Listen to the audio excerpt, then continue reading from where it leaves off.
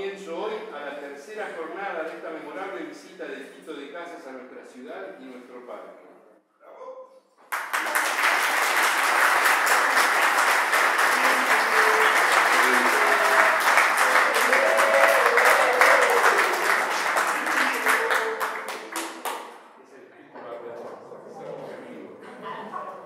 En primer lugar, para nuestro agradecimiento a los compañeros del Partido Socialista por cedernos estas instalaciones para celebrar este acto organizado por los amigos aplicados al Parque Chapalmalal, uno de los 50 parques de estudio y reflexión.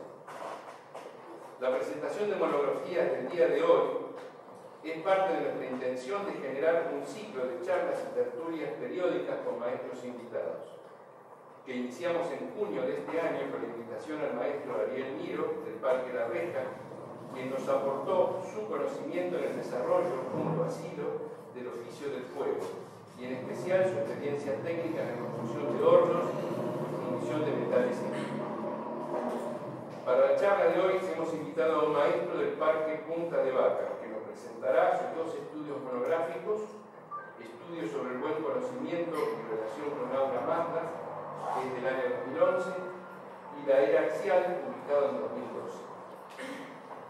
La primera parte de este acto será la charla del autor, seguida por un turno de preguntas y o comentarios. Luego haremos un intervalo no muy largo y daremos paso a la segunda parte sobre los inicios del siloísmo para finalizar con un ágape. El autor es un miembro histórico del siloísmo y acompañó al maestro desde los inicios de la divulgación de su mensaje. Como hombre de pensamiento, escribió y publicó en los 70 Paz y Fuerza y en los 80 el libro Todavía hay futuro. Como hombre de acción, su compromiso con este proyecto universalista supo llevarlo en misiones alrededor del mundo, a varios países de América Latina, Estados Unidos, Japón y España, donde convocó a los primeros grupos de estudio del siloísmo en aquellos países. Como hombre de buen corazón, sigue cultivando la amistad, la buena onda y la comunicación directa, tal como cuando tuve el gusto de conocerlo en la primavera del año 70.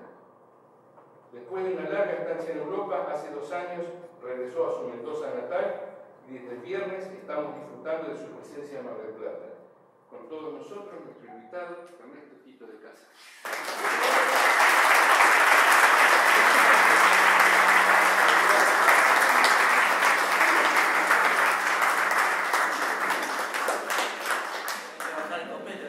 Bueno, no esperaba tanta introducción, te diré. Bueno, estoy muy agradecido de esta invitación porque es muy bueno para uno poder estar con amigos después de tanto tiempo. No me acuerdo cuándo fue la última vez que vine, pero les agradezco infinitamente esto y confío estar a la altura de la situación. Bueno, como ustedes saben, esto va por inspiración, así que si me desinspiro no sé qué va a pasar, pero como ustedes saben, esta forma de hacer estudios y exponerlos comenzó en Corfú, en esa isla griega, que fuimos en un momento dado porque correspondía, digamos así. Y a mí me pareció extremadamente interesante tomar temas, exponerlos, hacíamos resúmenes y síntesis y breves de distintos temas, pero básicamente era en el campo de lo que estudiábamos en ese momento, ¿no? Y eso, no sé, quedó ahí flotando en el ambiente y no se continuó. Y para mí fue una gratísima sorpresa que se retomara ahora en los trabajos estos nuestros, porque realmente vale la pena hacerlos, escucharlos, entenderlos, y es como una especie de trabajo personal, digamos, light. O sea, es un diferido, ¿no? Porque uno tiene que estar en tema, se cansa, lo deja, se distrae, vuelve al tema, descubre algo. La parte más interesante es cuando uno descubre algo por sí mismo. Porque claro, uno se pone a estudiar estos autores que tienen 4 tomos de todo, siempre son 4 o 5 tomos, entonces está bien, pero la parte es cuando uno cae en cuenta de algo, fíjate vos, ¿no? Cae en cuenta de algo. Es un petite experience, que ha sido mi caso en este tema. Esa es una cosa que quería comentar. Lo otro es que ayuda a estar en tema porque, no sé si será el caso de ustedes, que a veces los registros finos de nuestros trabajos internos cuestan. Y a veces cuando los tenemos nos queda la duda. De manera que el trabajo interno dedicado es una tarea ardua y esto ayuda a sobrellevarlas y de vez en cuando es como una entrada por otro ángulo, por lo cual es interesante, ¿no? Casualmente sobre ese tema habló una compañera ahora en su monografía, hablando de uno de los... Él hizo una sobre el tema de las formas de un neopitagórico, entonces ella opinaba que me pareció una revelación que estos neopitagóricos que se dedicaron a la geometría usaban esos estudios justamente para estar en tema, porque ellos eran ascetas y practicaban muchas cosas, ceremonias, rituales, ayunos, y practicaban algo que es muy recomendable, no sé si alguno se atreve a hacerlo, que son periodos de silencio. Los neopitagóricos practicaban periodos de silencio, entonces iban silenciosos por todos lados. Yo todavía no me parece que pueda. Y ella opinaba que justamente el tema de dedicarse a los estudios de esta ciencia o presciencias era parte de estar en tema, así como nosotros hacemos monografía. Cito a Susana Rubio. Creo que es muy buena idea esa. Seguimos entonces con estas formas y llegamos a... Claro, las primeras monografías que se hicieron fueron en torno a los antecedentes de las disciplinas. ¡Ja! Y además hicieron estudios de campo con unos viajes increíbles.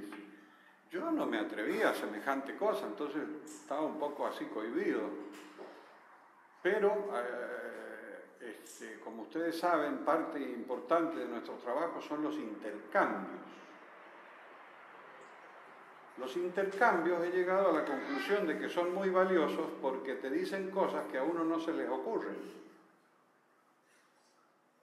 ¿Qué te parece? Entonces uno al intercambiar, el otro te dice algo que ¡pum! Y si no me lo hubiera dicho, a mí no sé, solito, o tardaba más tiempo o no. Entonces hay que ponerse en frecuencias de intercambio y eso me animó bastante, te voy a decir. Primero porque me comentaron lo anterior. Segundo, porque me dicen, bueno, lo podés hacer en 2 partes. Podés hacer estudios teóricos y luego haces los viajes en estudios de campo. Se me abrió el panorama de par en par, porque dije, exactamente es lo que voy a hacer. Porque claro, como esta de Aura Mazda, ir a Irán, ahora, con lo del turbante, un mendocino, no, está lejos. Entonces dije, lo voy a dejar para otro momento. Y comencé a hacer el estudio. Por eso yo prefiero llamarles estudios, ¿no? Ya llegará que se complete con monografía. Y entonces hice un poquito de ¿cómo se dice? Cuando uno rebusca un poco, porque nosotros estuvimos en la India y vimos unos templos de estos tipos. Entonces podemos hacer una especie de estudio de campo retrasado. Y lo voy a comentar porque es una circunstancia curiosa. Y luego en Madrid, cuando yo estaba allí, me dijeron, aquí hay gente iraní, hay una comunidad de iranios o iraníes, y se puede ir a hablar con ellos. Y eso hice. Y claro, ellos son ahora musulmanes. yo digo, a lo mejor en el consulado, en la embajada, hay algún zoroastriano, pero parece ser que eso es como si, no sé, como si, en fin, son una minoría, muy minoría. Entonces hablé con ellos y me contaron algo, pero este señor me contó un elemento que yo no lo había encontrado en la parte escrita, y me dice, claro, los zoroastrianos, dice, ellos son los del buen pensar, el buen decir y el buen hablar. Ellos predican eso. Y quedé encantado, semejante cosa tan sencilla y tan aplicable. Imagínate si tú practicas el buen hablar. No puedes hablar mal de nadie. Por ejemplo, los que todavía no llegan no podemos decir nada. Algún motivo tendrán. Tampoco podemos pensar mal y no decirlo. Te digo, te pone un enmarque. Le falta el buen sentir. Pero en aquella época quizás en los desiertos no sentían mucho, yo no sé. Pero lo del buen obrar es interesante porque no se puede hacer cualquier cosa, y menos no hacer nada. O sea que lo dejo ahí, pero él lo vi en directo, eso del buen pensar, el buen decir y el buen obrar. Y bueno, ahí me empecé a dedicar al estudio de esta cuestión. ¿Y por qué? ¿Por qué empezamos a hacer este estudio? Tuve la enorme, la gran enorme satisfacción de haber ido a una ceremonia estacional de marzo del 2010 en Mendoza. Que habíamos ido de visita por cuestiones familiares y siempre lo de Punta de Vacas, etc. Entonces fuimos y me dijeron, va a venir Silo, y fue un día estacional potente, fue medio mundo. Y para mi sorpresa se hizo la ceremonia de reconocimiento, esa de que hay que repartir las fotocopias y el otro habla y uno también, que es muy linda porque por fin uno participa activamente, ¿no? Entonces, cuando fuimos llegando, imagínense que vamos llegando por allí, vamos quedando mucha gente allá, y atrás nuestro quedó Silo. Y cuando la que lleva la ceremonia dice, el buen conocimiento, una voz que nos dice, Aura Mazda. Vuelva otra vez, lo vuelve a decir, Aura Mazda. Entonces, imagínate, queda para siempre aquí en el cerebelo, grabado. Así que cuando hubo un recreo y pude conversar con él, le dije, como era un tema que era caro a nosotros, porque lo habíamos visto el Zoroastro más de una vez, él lo ha citado varias veces, y le comenté que sería interesante hacer una monografía, me dijo, dale, hacela, rápido. O sea, mejor no hablar, dices tú, ¿no? Y quedé ahí y digo, bueno, sí, la vamos a hacer. ¿Cómo empezar, no? Y luego, para colmo, el pez muere por la boca, digo, y también estaba viendo esa época tan curiosa de la llamada era axial, ¿no? Que es cuando la otra monografía, si tienen tiempo la vemos, que es cuando empiezan todos los filósofos de golpe, simultáneamente, sin contacto entre ellos, y ahí empezó todo lo que llega hasta el día, y me dice, sí, dice, un tiempo muy lindo. Ya está. Así que, como dijo no sé quién, nos pusimos manos a las obras con esa motivación, y como les digo, me fue muy interesante. Entonces, claro, ¿cómo es esto? La relación que hay con este tema es que este señor, que es el primer profeta, el primer inspirado, él habla en un momento dado de la buena mente, ¿no? que se parece a lo del buen conocimiento. Pero algunas veces otros lo han traducido como el buen pensamiento. Y, en fin, esa era la conexión. Luego nos vamos a ver al libro de él, del tema de mitos, raíces, y entonces él textualmente dice, en el clamor del Zaratustra, dice, Zaratustra anunció la recompensa a los que son aptos para la causa.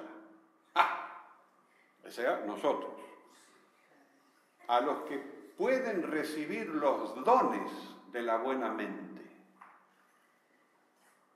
que está en el interior de cada ser humano.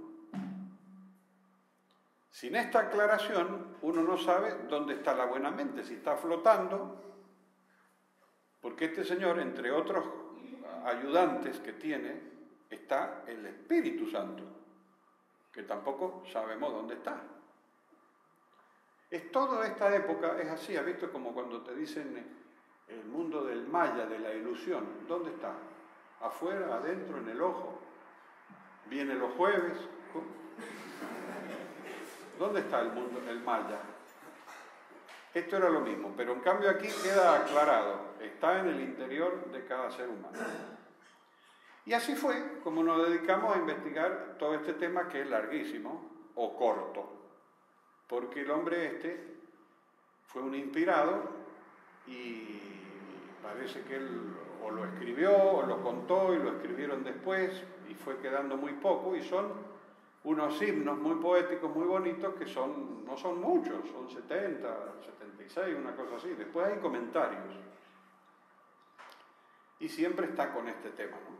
Pero bueno, para que tengamos una idea, se llaman gazas, con Z o TH, gazas, los himnos poéticos atribuidos a Zaratustra, que... y aquí va a venir nuestra tesis que sostenemos con este tema, porque el Aura Mazda era el Dios, pero resulta que lo traducen de distinta manera.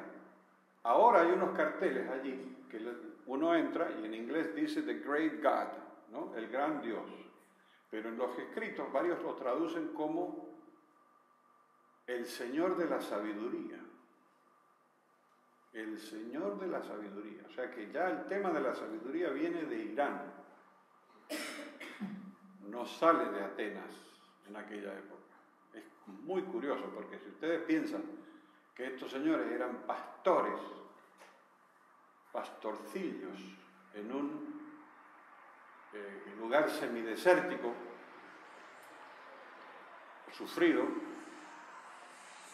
¿cómo es que se inspiraban de ese modo? ¿Será que el ser humano en un momento dado lo necesita? Es muy interesante ese tema. Entonces, así es como le hablan a él. Y entonces él aclara, este señor aclara, que tiene una visión con el ojo de la mente. Y habla con ese Dios. Y establece toda una reforma, una cosa curiosa, porque en aquella época parece que hacían muchos sacrificios. Yo no sé, ¿no han visto? Siempre se les daba en todas esas épocas que por calmar a los dioses, páfate, una ovejita la ligaba. Menos mal que no llegaron a la Patagonia, si no, liquidan todo el ganado lanar.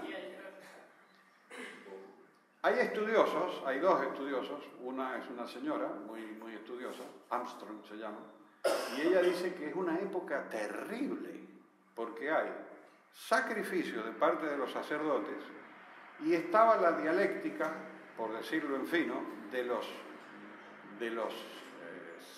sedentarios contra los nómades, o sea, las poblaciones que aún seguían siendo nómades y las poblaciones que se iban haciendo sedentarias, entonces se hacían agrícolas ganaderas. Estaban tranquilas, pacíficas, y venían los otros, arrasaban, les quitaban todo, porque era un método interesante, ¿no? Arrasar.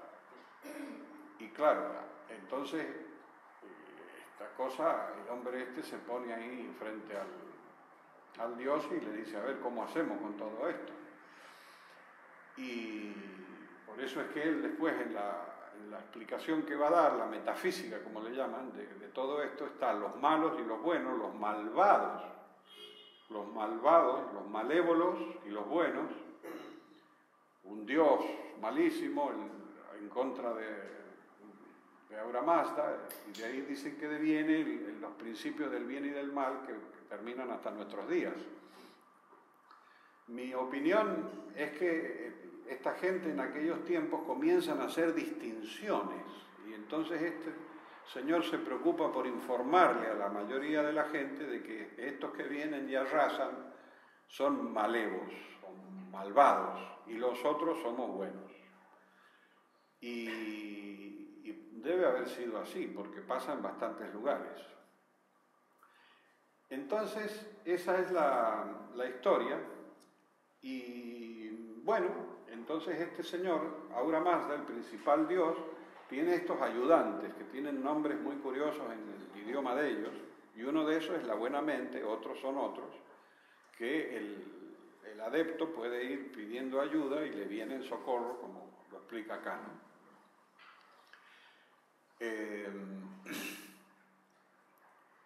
Esa es más o menos la cuestión básica, ¿no? Hay una charla que una vez le consultaron a Silo en el parque de Toledo,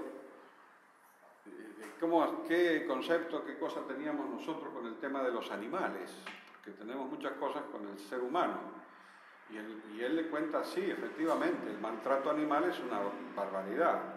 Y dice, y eso ya lo comentaba Zoroastro, porque en este mito sale que el alma de la vaca se queja de los maltratos que recibe al Ahura Mazda y algo tenemos que hacer. Fíjense ustedes, el alma de la vaca, que simboliza el alma animal una, que los pobres lo sacrificaban por nada, perpetuamente.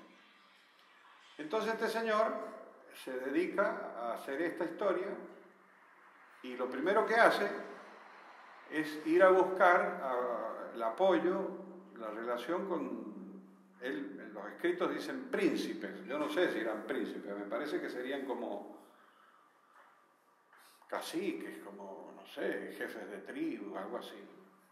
Y él ve a varios que no le hacen ni caso porque está en contra de los sacerdotes de los cultos de esa época, que se llamaban imagi, y de ahí viene la palabra mago, que eran los que sabían, ellos solos eran los únicos que sabían hacer los rituales. Por eso es tan importante en nuestro caso que se pone el libro ahí y cualquiera puede hacer la ceremonia, para que no empecemos a dar lugar a ningún tipo de privilegiado. Entonces alguno de ellos lo recibe y dice, déjamelo pensar, lo voy a pensar, creo, no sé si 2 o 3 días, y estudia todo lo que este señor le dice y dice que sí, que le convence, y es el que primero se convierte al zoroastrismo y ahí empieza, ¿no? Es interesante eso, ¿no? Pero fíjense ustedes cómo esta gente tiene las tendencias rapiditas a ir al poder y que desde el poder los ayuden. Porque claro, cómo se llega a grandes cantidades predicando en el semidesierto ¿no? Así que todo es muy interesante en esta época. Hay un profesor que se llama J.D. Iraní, curiosamente, que es en el mundo académico anglosajón, el iranio, pero es el más experto. Entonces cuando lo consultan a él explica que en realidad todo este tema, que lo hacen otros también en otros lados, como veremos, en realidad es el paso de la época tribal a la época del individuo.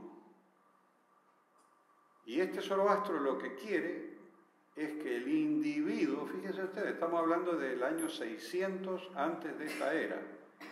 Algunos dicen que puede haber sido el 900, o sea, hace mucho. Entonces, este señor opina eso, que todo este trabajo es para sacar al ser humano de la época tribal que las leyes de la tribu, las reglas, influían sobre la familia sobre los individuos, y el individuo no contaba para nada, y las individuas menos. Así que pobrecitas, hasta hoy, en las sociedades tribales. Entonces, por eso le llaman, los estudiosos le llaman una religión reflexiva. Y según este profesor, dice que también es reflexivo lo de los hindúes, lo de los Upanishads, que es más o menos para la misma época, y los primeros profetas que estaban en Babilonia. Es decir, que por primera vez en la historia le dicen al individuo, oiga, usted cuenta, usted puede pensar por sí mismo. Y es su responsabilidad, sus actos. Antes no, el tipo se lavaba las manos, la tribu me dijo que hiciera esta barbaridad, la tribu me dijo esto, la familia no me dijo. Era una época curiosa, yo no me la imagino. Y así hemos llegado hasta hoy, en donde tenemos un exceso de individualismo. Por eso nosotros estamos tanto con el conjunto y los consensos y los acuerdos, para poner los yoes un poquitito sosegados. Así que esa es la parte que me ha parecido interesante de la reflexión de este señor. Luego este profesor explica mucho que en realidad el principio máximo de esta gente es el tema de la verdad, asha, el concepto de la verdad. Y en las explicaciones que él da es como que, por ejemplo, dice él, cuando se ve una injusticia, ¿no? La gente sabe que es una injusticia. Lo que pasa es que las reglamentaciones, el que dirán, la presión de la sociedad, de las autoridades, dejan que los líos sigan, y siguen, pero la verdad se sabe cómo es la cosa. Entonces alguien en algún momento lo reconoce. Ese momento de reconocimiento es por ayuda de la buena mente, ¿no? Entonces él cuenta un caso que en donde él enseñaba, el rector hizo una incoherencia, y él fue a hablar con él y le dijo, oiga, mire, esto podríamos enmendarlo un poco. Dijo, no, porque hay reglamentos, hay burocracias, esto se decide siempre así, etcétera, etcétera. Y dice, bueno, sí, no voy a insistir. Pero este hombre viene y le dice, no sé si una semana o 10 días después, sabe que tenía razón, usted es lo que dijo. Hemos cometido una injusticia, hemos hecho. Y entonces recapacita y dice, vamos a ver cómo lo arreglamos. Ese, dice este señor, es el caso de que actuó la buena mente. A mí me ha parecido sensacional, porque eso lo registramos, ¿no? A veces uno recapacita. Now and then, de vez en cuando. Y bueno, todo esto les quería contar, ¿no es cierto? Otro tema importante de este hombre es que es lo del juicio final. ¿Han visto eso? ¿Conocen esa historia? Lo del juicio final viene de este tipo. Porque parece ser que este Dios malo con el Dios bueno se está peleando permanentemente, Hormuz y Arimán, el de la oscuridad y el de la luz, pero al final va a ganar el bueno. Pero él cuenta, este profesor explica que eso es en el contexto general histórico, en el contexto de la persona. Es muy interesante, fíjense lo que él dice. Dice que, según esta gente, cuando uno fallece, algo sigue y llega a un puente. Y en ese puente lo paran y le hacen el juicio de las buenas obras y las malas obras, las buenas conductas y las buenas conductas. Y si el platillo se inclina hacia las buenas obras, cruza el puente. Y si no, no lo cruza. Yo me he quedado pensativo. Porque sí, está en esa gente también, pero ¿cruza hacia dónde? ¿Y te quedas de qué lado? En fin, si alguno quiere investigar... Bueno, siguiendo un poco con esto, luego de estudiar más, vemos más coincidencias con lo que nos propone Silo o nos comenta Silo. Porque esa es otra de las ventajas que le he encontrado a hacer estos estudios. Es como eso que se dice un tiro por baranda, o sea, uno va para allá a investigar no sé qué cosa y redescubre y revaloriza más lo nuestro, ¿no? Porque parece ser que nos fuimos a los desiertos y no, retornamos a nuestras cosas. Entonces, hay varios temas más que él nos cita, aparte de lo del buen conocimiento. Nos cita ya en Punta de Vaca, nos dice la sabiduría, no están los libros ni no sé qué, sino que está... ¿Dónde está? Ahí. Entonces, yo sabía que... Entonces, este habla de la sabiduría. Luego, este está todo el tiempo con lo de la luz y la oscuridad. Y entonces, también nos ha explicado que podemos ir por el camino interno, ¿cómo dice? Oscurecidos o luminosos. Fíjate el truco. O sea, según este, hay lugares oscuros y lugares con luz. Y uno siempre es fantástico. Silo nos aclara. Uno puede ir con la luz apagada y darse de bruces permanentemente, o, ¿cómo es que dice? Luminosos, que no es igual que iluminado, que eso te puede ir a la estrella.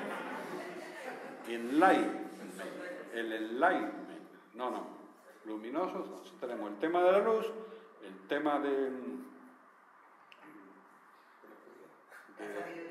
la sabiduría y lo del buen conocimiento. Así que tenemos varias cosas en común. Y eso me recuerda a una observación que él hacía muy al comienzo, de que él decía, sí, no, porque siempre estamos haciendo rescate cultural. Mamma mía. Claro, ustedes pónganse en lugar de nosotros, en Mendoza, rescate cultural, piedra, viña, no es muy...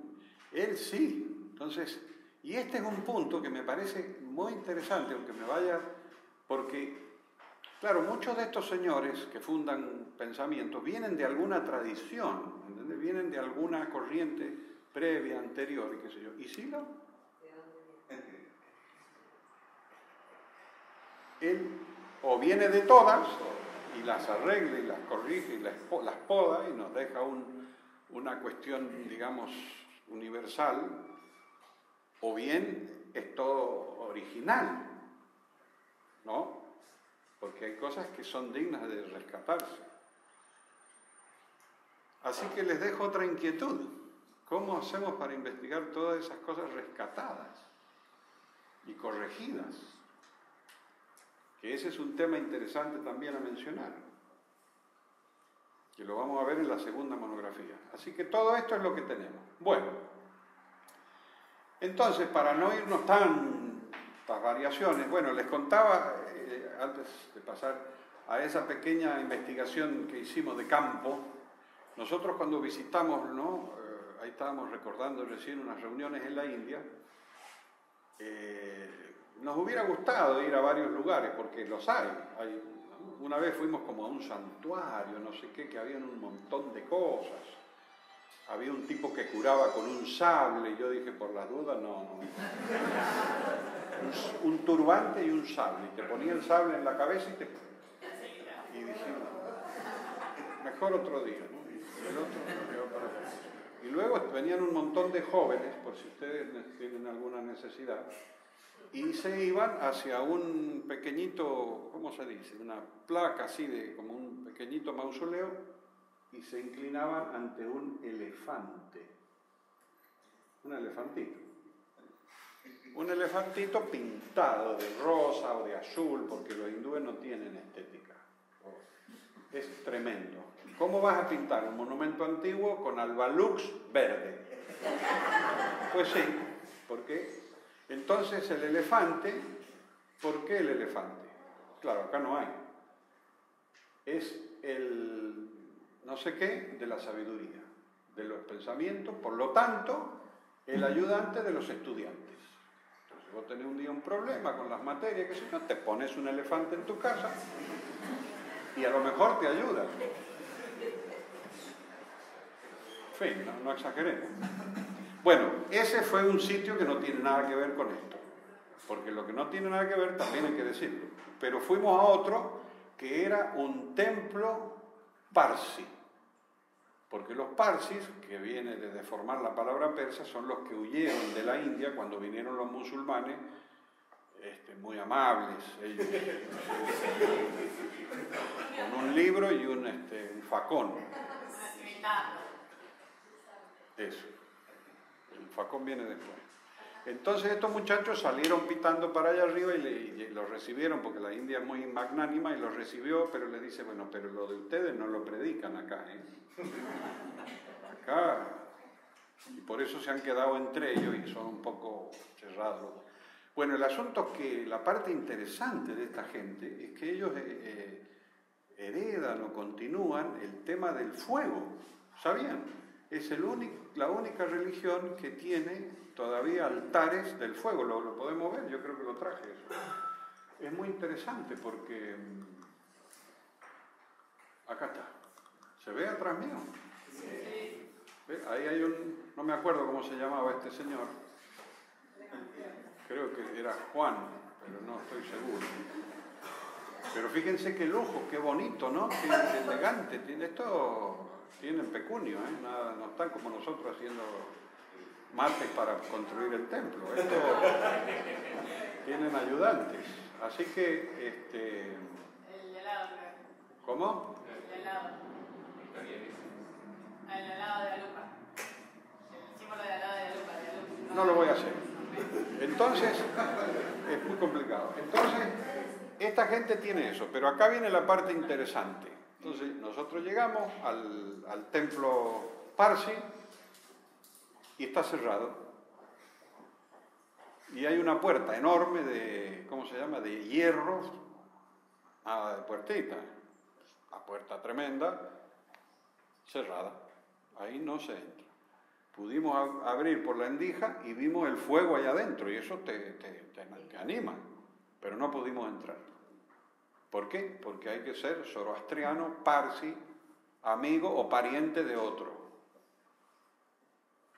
Dadas las circunstancias, no pudo ser. Entonces nosotros volvemos al hotel, conversamos con Silo y le comentamos, mirá, esto es una cosa tremenda, está cerrado, no sé qué, no sé cuánto. Y además todo, hablan entre ellos nada más, porque es una cosa cerrada. Y entonces Silo dice, pero ¿y entonces cómo van a crecer? Y una de ahí le dice, no, es que no quieren. Y dijimos, hay de todo en este tema religioso. Y eso es lo que le puedo decir de mi breve investigación de campo. Luego, hablé hace poco con un amigo nuestro que es muy viajero y él, como yo he comentado esto otra vez, él se apiadó de un pobre servidor y me trajo una tablet de esas llena de fotos. Tuve que trabajar con la envidia 2 meses, porque ¿por qué él puede y yo no? ¿Ves que el universo es injusto? Y le digo, pero entonces vos ahora continúa y completá la monografía. No, porque yo estoy estudiando otras cosas. Bueno, el asunto que me mostró los templos del lado iraní, ¿no? Y ahí sí pudo entrar. Muy bien, te tenés que poner un sombrerito blanco, unas zapatillitas, y viene esta parte que es preciosa. Entonces, ¿ven ese coso de fuego? ¿Cómo se llama? El recipiente. Entonces, esa copa está al rescoldo. ¿Se dice así? Están las brasas. Como los asados nuestros vienen de aquí. No creo. Al rescoldo perpetuo. Entonces, el señor, el interesado, ¿cómo se dice? El que tiene va y le pide a este sacerdote que por favor encienda el fuego, a que ha venido de lejos a peregrinar. Sí, cómo no, ningún problema. Por supuesto, dicen unas frases, unas oraciones que no se entiende nada. Y ahí hay un cartelito que dice, estas brasas están aquí desde hace 600 años. hace 600 años que cuidan las brasas. O sea, se ve que esta gente se va reemplazando. Algunos van o no cruzan el puente y otros se quedan cuidando el fuego. A lo mejor le dicen, usted hoy no cruza, siga con las brasas. Son funciones que te da la vida. Así que eso me ha parecido muy interesante, muy interesante. Y esta gente tiene otras cosas raras, no sé si lo conocían ustedes esto. Esto de las torres de... Mire, eso es un local, que te venía improvisando. No sé bien, mira qué sillitas, ¿ah? Y esas ya son las estatuas, mira que... Bueno, eso son cosas... Acá hay una familia, ¿ves? La familia Pérez. Y ese de ahí, que no sé cómo hacerlo, pero... En fin, esa es la idea que hay, creo que la tengo, ¿no? Aquí están unas devotas, van a tocar las estatuas que quedaron en Persia de lo que no se cayó. ¿Qué gente más? Aquí está, ¿ves? Este parece ser que es el señor Zaratustra con alas. Porque estos inventan varias cosas que nos llegan hasta nuestros días. Una de ellas son los ángeles. ¿Qué te parece? La angelología que le llaman. La angelología viene de esta gente. Y mi opinión de estudioso medio es que es una traducción del tema de las aves. Porque las aves son las únicas que unen la tierra con el cielo. Entonces, claro, vos te ubicás en un mundo primitivo y ves para arriba, para abajo, para arriba. Y bueno, estos hacen algo, no son simples gorrioncitos, son pájaros. Entonces luego agarramos las alas, se las ponemos a otro y este señor también va y viene y entonces eso es lo que se me ocurre. Porque una de las cosas que creo que nosotros tenemos que hacer es ver cómo esta gente ha traducido, de dónde vienen esas traducciones. Silo nos dijo, todos los mitos, todas las cosas que hay son traducciones, solo traducciones. Lo cual quiere decir que no nos cuentan los registros, no nos dan las pautas, cómo registraron eso para que después lo traduzcan así. Bueno, no es urgente hoy cómo se registra lo del ángel, pero bueno, por si acaso. Así que esa, y acá está otra vez en un sobrerrelieve y vuelta otra vez el súper símbolo de esta gente. ¿Cómo? Tiene como unos aros agarrando. Sí. Bueno, y esto es, no sé, otra cosa, peleando contra el león, y sigue el tema, y aquí, este parece que era Mitra, creo, que llega, es un pariente del anterior, de los mitos, que llega a Roma, Roma sigue, y llega a nosotros. Vos fíjate que tiene ahí arriba un sombrerito, ese sombrerito es el gorro frigio, que no sé si... Está en el escudo. Viene de acá. Y acá lo tenemos, ¿ves? Se han inventado una foto, el tipo responde redondito, ¿viste? Gordito, porque se alimentaba bien en aquellos lugares medio con hambrunas. Un turbante, la luz, la barbita. Y bueno, ahí están los zoroastrianos, que hoy hay varias comunidades en el mundo y ahí les gusta mucho. Yo no he podido, acá está, este es un templo, ¿ves? Lo que ha quedado en algún lugar. Y estas son las torres del silencio. Aquí tenemos un problema tremendo con las torres. ¿Han oído hablar de las torres del silencio? Las torres del silencio allá arriba es donde ponen a los fallecidos, a los cuerpos de los fallecidos. Lamentablemente, este amigo me mostró, yo no he podido traerles, porque no vale la pena, porque ya nos estamos yendo del temita, porque esta gente cree que el tema de los cuerpos no se puede ni enterrar, ni tirar al agua, ni nada, porque es impuro. Y al traer impureza al aire, a la tierra, al agua, es problema. Entonces lo ponen allá arriba para que las aves de carroña, los buitres, los de Nueva York, vengan y se los coman. Y entonces allá arriba de esa torre hay espacios así como un círculo, donde pueden ir dejando a los cuerpos. Esto parece ser que viene de hace 9000 años. Entonces estos también hacen herencia, lo del fuego, que el tema del fuego, del ritual del fuego, saben, según me he podido estudiar un poco, fue una cosa muy importante durante mucho tiempo, en los hindúes y en muchos.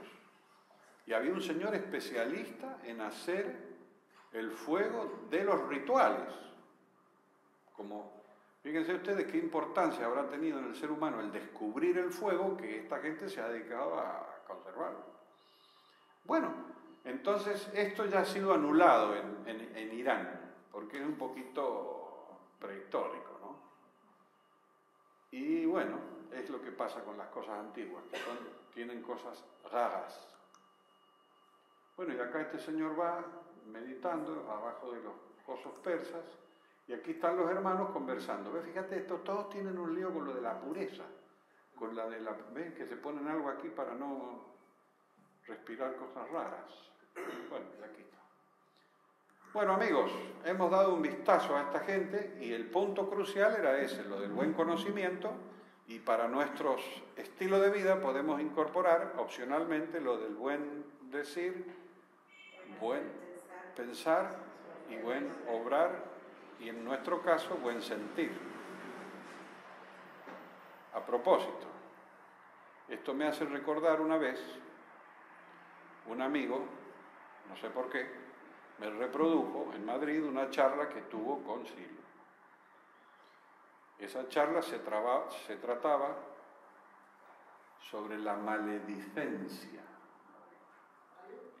La maledicencia, el maldecir, el hablar mal. Es tremendo, le decía Silvio a este amigo. Y este me lo comentaba a mí, y yo ahí escuchando. Yo decía para mí, yo no hice nada. Pero por si acaso. Entonces sí lo decía, dice, oh fíjate, 2 hablan mal de otros 2. Entonces ya hay 4 implicados. Estos 2 le hablan a otros 2, entonces ya hay 4. Estos 4 hablan mal de otros, o sea, son 4 y 4, son 8.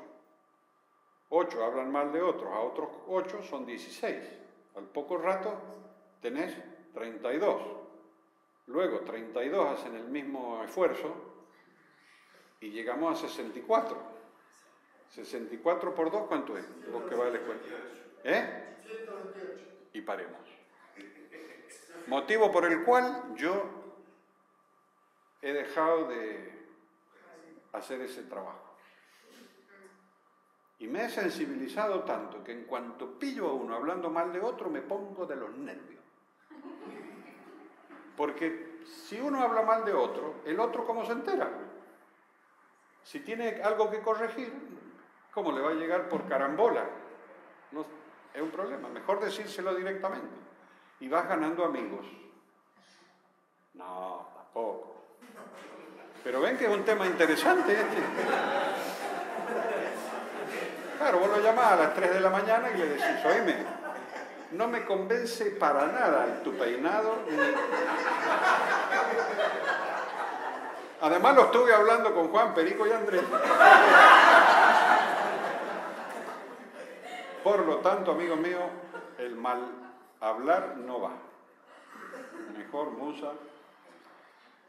Ay, cuántas cosas tenemos que aprender. Por eso nos dice él, aprender sin límites, porque es molto. Bueno, volvamos a nuestro tema, que yo lo pongo aquí como una reflexión a considerar. Porque el tema es que este señor, según coinciden todos los autores que he estado hojeando, dicen que tuvo una experiencia espiritual impresionante. Otros, no sé, como el Buda, por ejemplo, está 6 años para aquí, para allá, para allá, al final tiene una cosa. Este no se sabe cómo, un día, ¡pah!, con el ojo de la mente, habla con el otro y escribe en poético. ¿Se fijaron que todos escriben en poético, de modo poético? No escriben en forma ordinaria, así, bueno, mirá, che, escuchame, ¿cómo te va? No, parece ser que los planos altos traducen de esa manera las vivencias, ¿no?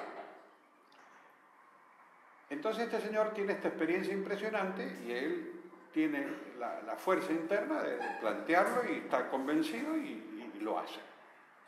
Son tipos de una tremenda convicción. Y en este caso se echan en contra al clero ese de esa época. O sea que no es que la tenían fácil. Bueno, este señor entonces le pasa eso. Y es eso de lo reflexivo y del individuo. Entonces, podríamos decir que lo que aquí se denomina Aura Mazda es una mención de lo profundo. O sea, que nosotros podremos entender todas, y a mí se me aclara bastante, porque tampoco sabía por dónde estaba este señor, si ya no está más, si estuvo una época y ahora no está. Y esto se lo debo también a un intercambio. El maestro se acercó y me dijo, mirá, vos sabés que yo he visto tal cosa. Y estuve dándole vuelta. Claro, todas estas cosas esta gente explora un poquito en lo profundo, sale y nos cuenta, ¿no? Entonces, que lo manifiesta como un diálogo con esta deidad, como forma de traducir la experiencia y de comunicarla, de un modo que sea comprensible al público, y más aún en tiempos ágrafos, en tiempos que no había escritura. Es más, podríamos inferir, y esta es mi tesis, que se trata de una experiencia del caso que se nos explica como el choque de la conciencia con la mente, expuesta en dicha traducción y comunicación. Después de todo, ¿qué mejor analogía que un diálogo con la mente, denominada aquí Aura Mazda, y dejamos el tema a investigar? Eso está en los comentarios, ¿no es cierto?, al libro de El Mensaje. Entonces este señor hace una entrada en lo profundo, pega con algo allí que le da un sentido, le da una revelación, y él lo traduce, eso que él ha encontrado, como Aura Mazda. Y la luz y la oscuridad y todo lo que sabemos. Entonces yo pongo unos asteriscos y dice, en la introducción a comentarios del mensaje, si lo leemos, la mirada interna llega a chocar con el sentido que pone la mente en todo fenómeno. Y el choque con ese sentido iluminará, ¿ves el tema de la luz? La conciencia y la vida. A ver si nos pasa. Hay que exponerse, hay que, no sé, predisponerse. Sobre esto trata el libro en su núcleo interno. Entonces yo, después de darle muchas vueltas y exponerlo a distintos amigos, he llegado a esta conclusión. Estas cosas tienen que ver con ese pequeño capítulo. Y me juego que tiene que ver con eso. Y lo mismo está en Parménides, que tiene un diálogo con la diosa, ¿viste? Eso que hablan por primera vez del logo, la razón y todo eso, que lo hace la explica Loredana, y también de modo poético. Los Gathas, los himnos de Zaratustra, dicen, acá viene la parte que este señor ha dicho, que todavía no le hemos leído casi nada, textualmente. Alma del mundo viviente, el alma del mundo viviente, se quejó ante ti, Señor. ¿Para quién me creaste y quién me hizo así? Estoy oprimida por las disputas, la furia, la violencia y la insolencia del poder. O sea, no sé si se parece a lo de hoy, la pasaban fatal esta gente. Y van a este Dios en medio del desierto a decirle, oiga, estamos a ver si hacemos algo. No tengo quien me proteja, excepto tú. Ordena para mí las bendiciones de una vida asentada y pacífica. El sabio Señor y el espíritu de la verdad y la rectitud, es lo de la verdad, hicieron estos solemnes himnos. La bondadosa providencia dio estas enseñanzas para el bienestar del mundo y su recta gente.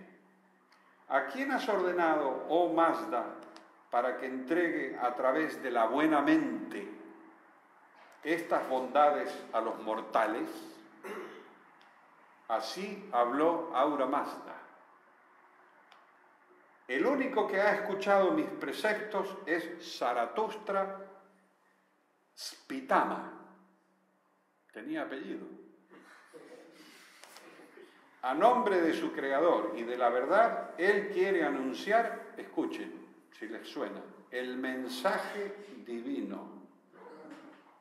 Por lo tanto, le concederé, esto es magnífico, el don de la elocuencia. Hay que saber hablar, no puede andar mudo por la vida de los mensajes. Además, y ya está, ¿no? Ya está, yo creo que con eso ya nos quedamos. Es bonito, ¿eh? Sí, bonito. Y luego este señor, este profesor que les dije, hace alusión a Ahura Mazda, que en avéstico, el idioma, el sánscrito de ellos de esa época, es Angra Mainyu. Palabra, esta, Mainyu, que se refiere a mente. Y en la raíz indoaria, que da lugar a palabras tales como mind en inglés y mente en español. ¿Qué te parece? ¿De dónde viene la cosa? Y para terminar, recordemos nuestro buen conocimiento. Aquí estamos. El buen conocimiento nos lleva, a ver si estáis de acuerdo, a la reconciliación. Uno piensa que el buen conocimiento te lleva a estudiar matemáticas. Eso lo hace Rodríguez, ¿no? El buen conocimiento nos lleva a la reconciliación. Qué difícil. El buen conocimiento nos lleva a superar el dolor y el sufrimiento. Nos lleva a humanizar la tierra y con ello al encuentro de un sentido que abre el futuro. Va mal, ¿eh? Así que bueno, amigos, esto es lo que yo les quería comentar sobre este tema.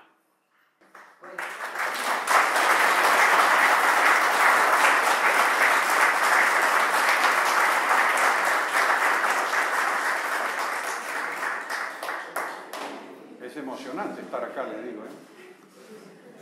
Es muy emocionante. Bueno, ahora hay que predisponerse con paciencia porque hay varios datos acá, ¿eh?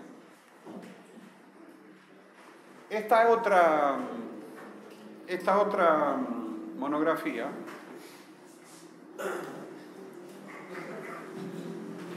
mi humilde opinión es que es un tema que todos deberíamos conocer, porque es cuando empieza todo, los filósofos, los pensadores, las religiones, en el siglo VI al III, antes de esta era. Y lo curioso es que empieza en la zona norte, en el hemisferio norte, en 4 o 5 lugares, de modo simultáneo, sin contacto entre ellos, y es muy probable que ellos no se hayan conocido, ¿cierto? Entonces, de repente parece que ha habido un golpe de conciencia lúcida en la India, en la China, ya hablamos de Irán, en Grecia, por fin hemos llegado a Occidente, que como dice una de estas estudiosas, dice que los griegos eran terribles y particulares. Y ya vemos por qué. Y de ahí venimos nosotros. Y los hebreos,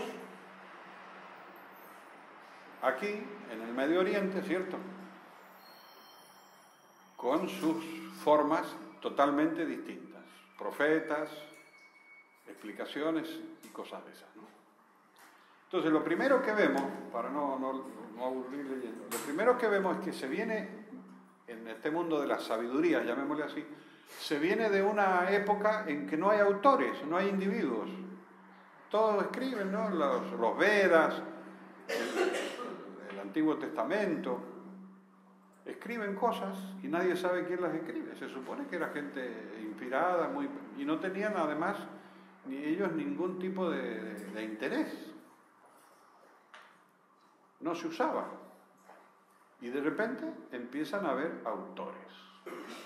Uno de ellos es Homero, que no se sabe si es uno o varios. Y así. Y luego los que escriben y firman, los profetas, Isaías, Deutero, Isaías, Jeremías, no sé qué. Y empiezan los prefilósofos. Y los chinos, las escuelas chinas. Y lo curioso es que en estas épocas había mucha violencia, había mucho lío, muchas peleas entre reinos y tribus y facciones. El Confucio es un tipo que el pobre queda desanimado en un momento dado porque nadie le hace caso, porque quiere que paren de pelearse los reinos, ¿no? Conocen la historia y se va, peregrina como 10 años por todos lados.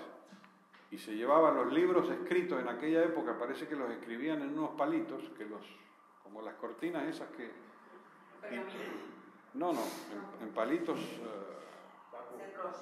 enrollados, en carretas. Entonces venía él con 2 o 3 libros, y los 2 o 3 libros eran 3 carretas. Sí, son cosas que la gente hace. Y bueno, esa es la cosa, ¿no? Hay líos y aparecen los pensadores muy ellos en la convicción, esto es lo que llama la atención, de que ellos tienen cosas que opinar y decirle a los demás, y se esfuerzan en que los atiendan, ¿no? Hay muchos datos, esto es muy grande. Por ejemplo, hay un autor que dice que Lao Tse en China es un poco mayor que Confucio, y los 3, y están los 2 en la misma época que está Buda. Los 3 estos chinitos están pensando en aquella época y no saben que existen uno del otro. Y en esa misma época me parece que en Occidente empiezan los presocráticos, debe haber empezado Tales de Mileto, Pitágoras, todos esos empiezan, ¿no? Y los profetas estos hebreos. Es muy interesante cómo sucede esto de golpe, y luego de golpe se va a apagar. Son 200 o 2 o 3 o 4 siglos, porque por ejemplo en el caso de Grecia, luego los otros filósofos que siguen son de otro estilo. Claro, sigue hasta la Alejandría, Bizancio, sigue, pero ya es distinto. Y lo mismo sucede y surgen las 6 filosofías llamadas filosofías ortodoxas indias. Una de ellas es la que cita Silo en alguna ocasión de la lógica ñaña hindú, una lógica que repiten conceptos y dan vueltas, no sé qué, ¿no? Muy interesante. Así que tenemos estas cosas. Luego, algo que podemos observar es que hay como lo que nosotros hoy vemos casi todo en conjunto, ¿cierto? En aquellos momentos va por separado. Unos descubren una cosa y otros descubren otra. Por ejemplo, los hindúes, sin lugar a dudas, descubren el tema de lo que llamaríamos trabajo interno. No se sabe, hay una teoría, pero ya la comento, que ellos empiezan a pensar que si piensan en sí mismos van a conseguir algo. Y ahí empiezan con eso, ¿no? Algunos señores dicen, algunos estudiosos dicen que les influyó el tema de los monzones, de las épocas de lluvia. Como llovía tanto, se tenían que quedar guarecidos meses, y ahí ya que estamos, se aburrían y empezaron a pensar, no me mires así, dejémoslo de jugar a las cartas, y de repente, ¡pum!, meditemos. Menos mal, ¿no? Porque si no, ¿qué hubieran hecho? Bueno, y estos hindúes son como la flora de ellos, una variedad de cosas, es extraordinaria, porque aparecen unos tipos que van a la selva y se quedan hasta que descubran algo, y si no descubren, no vuelven. Ese es un periodo. Otro periodo, van otros a buscarlos, y de ahí viene la historia de los maestros, de buscar a ver cuál te viene bien. Entonces vas viendo uno de estos que parece ser que para caracterizarse se dejaban el pelo muy largo. Entonces viene uno y habla con uno y le dice, no, no me convence, el estilo tuyo, entonces vos sos muy mandón, me voy a ir con otro más amable. Y por supuesto no habían chicas, hay problemas. Ir a la selva, no. Menos mal que hemos nacido en esta época. El asunto es que vamos aquí, después vamos acá, y, en fin, y mientras que pasa todo esto, en las ciudades sigue esto que te decía del ritual del fuego, que van teniendo avances y se va permitiendo que si se hacía solo en los templos, ahora se puede hacer en la casa familiar. Y de ahí va a derivar que el Señor, el Padre, se encarga de mantener el fueguito y hacer el ritual del fuego, y eso va a derivar a todo el tema del pater familia, y ahora pasa un sotanudo y le decimos padre. ¿Padre de quién? Si no se casó. Bueno, pero eso no quiere decir. O sea, viene todo muy complicado, pero parece ser que viene de aquella época. Lo cierto es que creo que también en Grecia es lo mismo. La familia, el padre, se encargaba de los rituales. Y eso fue muy importante, que no hubo sacerdotes. Un profesor de historia sanjuanino me explicó con acento sanjuanino, yo le pregunté, ¿por qué los griegos han tenido un desarrollo tan increíble y los egipcios no? Me dice, muy fácil, en sanjuanino, que es un dialecto.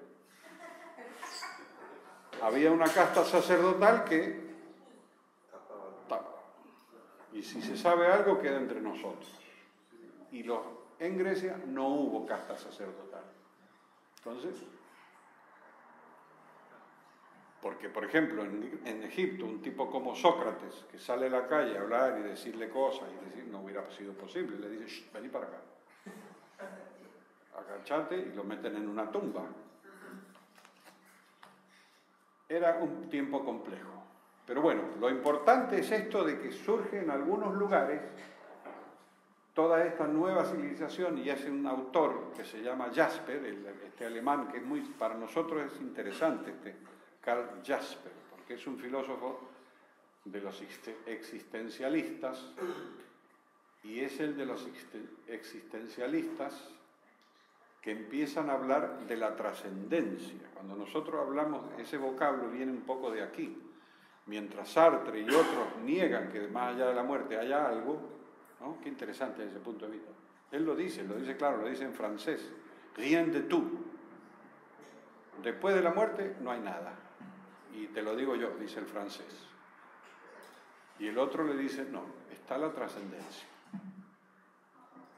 Este señor es el que le da este nombre a este periodo que le llama era axial, porque es como si fuera un eje en torno al cual después vamos a pivotar y vamos a dar vueltas y hasta el día de hoy. Entonces este señor, que les decía, tienen todas estas opiniones. Otros estudiosos van a sintetizar, y ya con esto nos podemos quedar, que en realidad las dos cosas que suceden en esta época, en estas culturas tan distintas, son dos cosas. Una, van a venir unos señores a decir, por aquí sí y por aquí no. Qué sencillo. Viene Confucio y le dice, mira, si vas por ahí, problema. Mejor por acá. O sea, señores que se atreven a marcar pautas. El mismo Zoroastro lo dice. Esto es la buena mente, por acá los malvados. ¿No? Y otra cosa que hacen es reducir lo múltiple a lo simple, o más o menos simple. Entonces, eso se ve muy bien en las religiones anteriores con 250.000 dioses. Cada fuercita, cada cosa que veían era una entidad, era una cosa, ¿viste? Entonces vienen estos y dicen, no, momento, pará, reduzcamos. Entonces, la primera gran reducción es la del taoísmo. Yin, Yang y Tao, que no se sabe lo que es, porque Yin puede ser una cosa y después a la tarde puede ser otra cosa, y el Tao es vacío, pero también puede ser un centro, en fin, que es interesante. Pero ellos, los chinos, que a su vez desarrollan esos caracteres tan numerosos, Fíjense que leí que cuando hay uno que hace una síntesis de caracteres, un rey, dice, nos vamos a quedar nada más que con 10.000, 12.000, porque son... ¿Y cómo recordás eso? La época en que yo vivía en Japón me desanimó bastante el tema, porque me decían que yo para leer el diario y leer la misma noticia de siempre, me tendría que haber aprendido 3.500 dibujitos de eso. Y esos dibujitos no se pueden hacer como la letra nuestra. ¿Has visto que cada uno tiene una letra? Ellos no, tienen todos la misma letra. O sea, si un símbolo se hace así, así y así, no podés hacerlo así, así y así. No, te mandan en la escuela y te dan por la cabeza hasta que tú lo hagas todo igual. O sea que van uniformando a la gente y dándole un alfabeto. Entonces tenemos la parte fundamental. En el caso de Grecia, es muy interesante porque vamos a tener el concepto de logos, el concepto de nous o de nous, que es muy parecido al concepto de mente, de la mente, mejor dicho, y luego otros conceptos básicos. Y los hebreos, ni te cuento con el Jehová, de todas las cosas que habían, Jehová para acá, Jehová para allá, y se quedan con uno. Y en la India, muy bien que hacen para sintetizar, no lo sé, pero mucho no sintetizan. Pero bueno, quedan ahí algunos conceptos, ¿no? Y bueno, acá, como saben ustedes, surgen todas estas cosas. Por supuesto, el más próximo a nosotros de todos estos señores es el Buda, ¿no? Que es muy curioso porque es un tipo que se revela y dice, pone a pensar, porque esto está muy complicado acá, y se pone a investigar todas las cosas que hicieron los demás, los ACEP, esto, y dice que no, todos esos caminos no son. Y de los 4 o 5 amigos que le quedaron de esos periodos de busca, él les dice su revelación y empieza la cosa, ¿no? Y es toda una cosa mental, ¿no? A nosotros nos queda siempre que hemos escuchado a Silo comentarnos en que él tiene un pensar fuerte, ¿no? Entonces, cuando él está meditando y le vienen los ensueños y las cosas, él dice, son Mara, el dios Mara, que es el malo de la película, él le dice, son imágenes, son imágenes. En cambio, en el caso de este señor J.C., que se va a la caverna a meditar, se le aparece Satanás y le dice, mirá, te voy a dar los poderes, ¿no?, para dominar la ciudad, creo. Él le cree y le habla y le dice, no te preocupes, yo no necesito. Él le habla a la alucinación. Pero claro, estaba en el desierto, este otro está en los bosques, siempre parece que está más animado. Y así podemos dar una de combinaciones que hay que son increíbles, cómo esta gente ha ido pensando una cosa, otra. Pero básicamente lo que nos queda de todo esto es esto, el tema de reducir lo múltiple a lo simple y el de dar pautas, ¿no?, una tras otra. Y son pautas muy curiosas porque, por ejemplo, estos tipos, los hebreos, ustedes saben, los llevan los asirios, creo, a Babilonia de esclavos o siervos, etcétera, ¿no? Y en el libro, en el texto que hace, que se los recomiendo mucho, que hace Silo, con el que se llama el Estudio del siglo XX, que lo hace cuando es todavía estudiante, creo, a los 24 años, es una síntesis maravillosa. Él explica y dice, y podemos aceptar una cosa así, de que el desarrollo de los hebreos se hace en su periodo de servidumbre, cuando están esos 500 años en Babilonia. Y claro, ven a todos los otros, todas las cosas que hacían y dijeron, bueno, aquí nosotros, pequeños pastores, se encontraron con una cosa riquísima y afortunadamente la cambiaron, porque los babilonios tenían ciclos, como dicen los investigadores, indecibles, miles de años, no sé qué pasaba, y después venía otro dios, otros miles de años, no pasaba nada. Esto no, lo arreglaron en 6 días. Y allí no descansaba nadie, salvo el rey. Esto dice, no, un día descansamos. En fin, una serie de progresos, pero solamente quería ilustrar que hay un tal Jeremías, creo, que es profeta.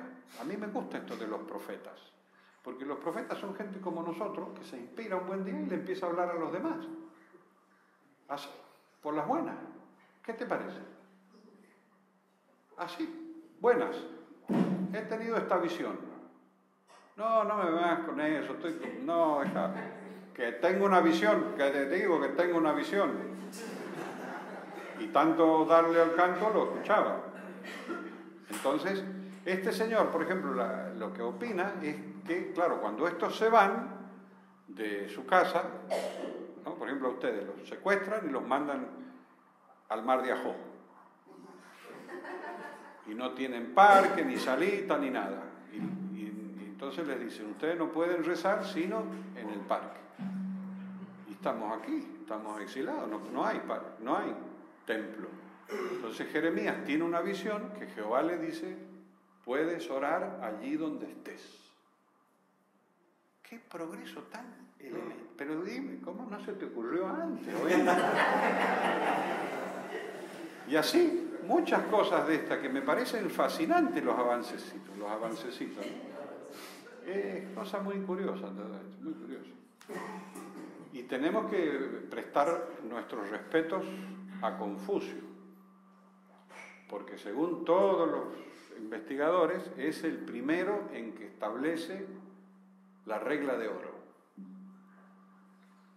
No hagas a otros lo que no quieres que te hagan a ti. No hagas a otra lo que no quieres que te hagan a ti. Pero lo interesante, según estos investigadores, son los chinos de aquel momento los que primero se dan cuenta de la importancia entre la relación entre las personas.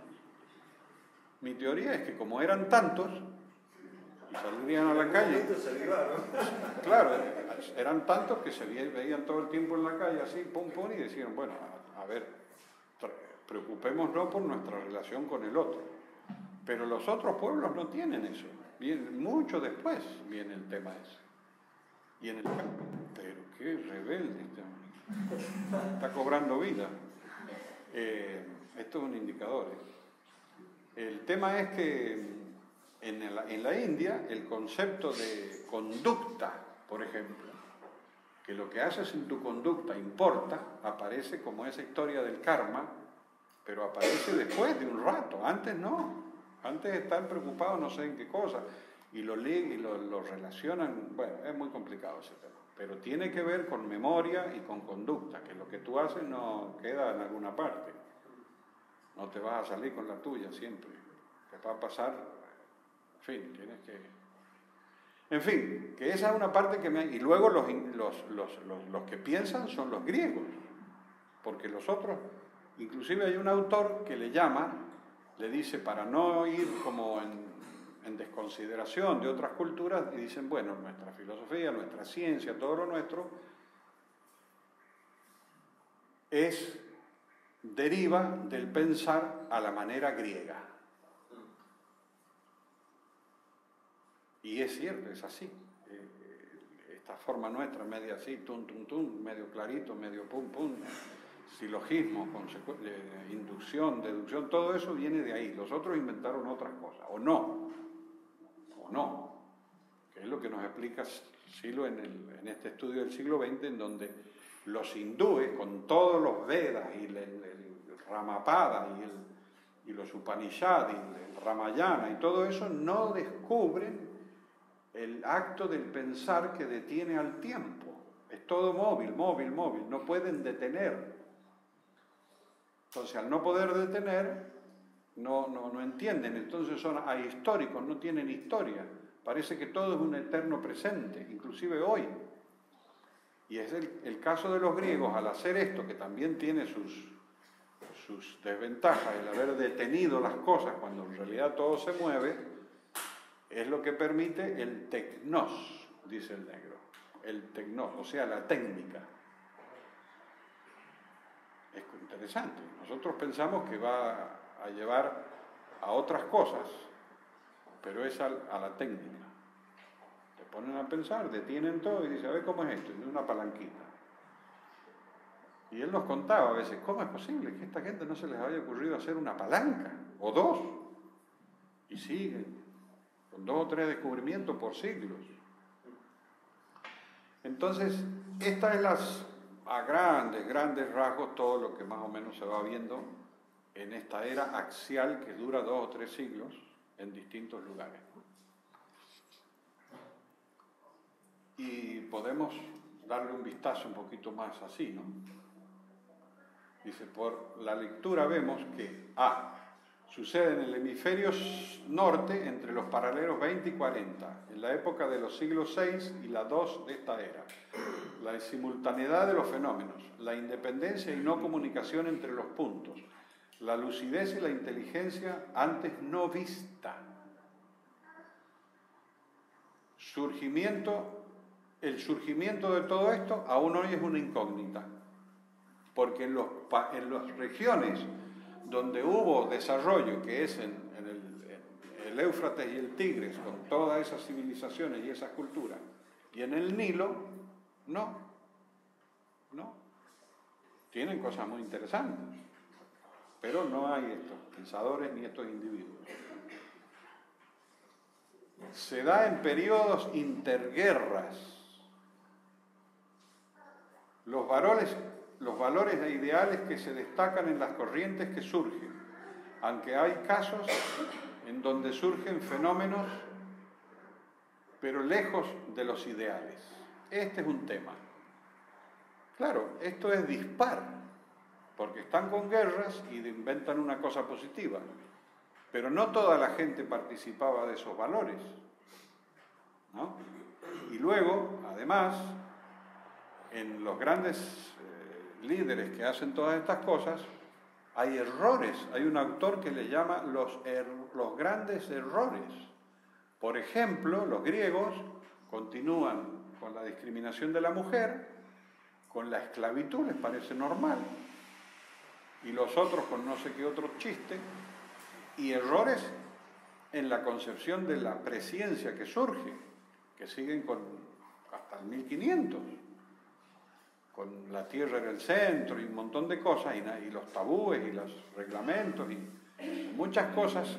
Por eso yo digo que también es un tema que tiene que ver con la cuestión de lo profundo y con la conciencia inspirada, obviamente. Son tipos que se inspiran. Imagínate, un Platón o un Buda es como mínimo. Y yo digo que son inspiraciones parciales. Son parciales porque un poquito por ejemplo, el Platón se cepilla los rudimentos de democracia y propone una especie de filosocracia, el gobierno de los mejores. ¿Quiénes son los mejores? Entonces hay muchas cosas de estas que son complicadas. En el mismo caso del primero que estudiamos, el Zaratustra, está el libro de los gathas, de los signos oficiales, y el libro y unos comentarios que hay a los gathas. En los comentarios que hacen, no sé si otros autores o cómo viene la mano, hay unos párrafos en donde él le dice al dios que le infrinja el mayor dolor posible a los malvados. Ya que los malvados producen dolor a toda esta gente, que no queda claro lo de la sin violencia. La autora esta que he citado 2 veces, la señora Armstrong, ella dice que uno de los valores cruciales en toda esta época es el surgimiento del ahimsa, de la no violencia. Puede ser, pero no sé si es muy generalizado. Es claro en la India, porque sale el Mahavira cerca de la época del Buda, viste que no hay que ni matar una mosca ni una hormiga. Y sí, ahí está claro la ahimsa y la no violencia. Y en el mismo Buda, ¿no? Pero en otros no estás nunca muy claro. Fíjate que Sócrates fue un soldado. Termina la guerra de las Malvinas y se pone a filosofar. Entonces, esa es una cosa que quería destacar.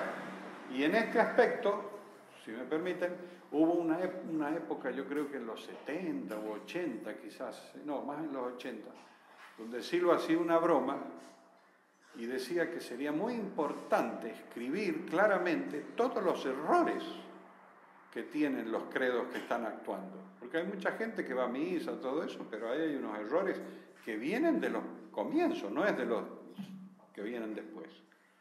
Entonces nos hacía una broma y decía que vamos a escribir un libro bien escrito, no así nomás, no, bien escrito con todos los errores y cómo hacemos para que se entere toda la población. Vamos a ir en aviones y se los vamos a tirar a la población en paracaídas para que nadie los censure. Es precioso, parece de Roberto Arlt, pero vos le exhibís una Biblia y decís, en el lugar tal y en el lugar hay un error garrafal que es. Y yo creía, usted creía. No, no es así. Bueno. Pero dijo que íbamos posiblemente a levantar ciertas ampollas. Así que tenemos que evaluar si no estamos en condiciones de tener muchos enemigos por ahora. Yo creo que seguimos en eso. Pero es bueno esto de los errores y además él después cambia todo el pensar y todo lo que nosotros hacemos sería en positivo. ¿Se han fijado en ese detalle? No distinguimos, por ejemplo, no estamos todo el tiempo diciendo no discriminen a la mujer, no discriminen a los negros, no, nosotros incorporemos a todos, invitemos a todos. Claro, a nivel público hay que decir algunas cositas, pero claro, si te pones siempre con el no y ojo con todo esto, terminás, como nos dijo una vez, dice el que pelea contra dragones se convierte en dragón. Debe haber ocurrido, yo no lo he visto, pero como quiero decirte, no se puede estar siempre con las fallas y los errores, sino que hay que apuntalar lo positivo.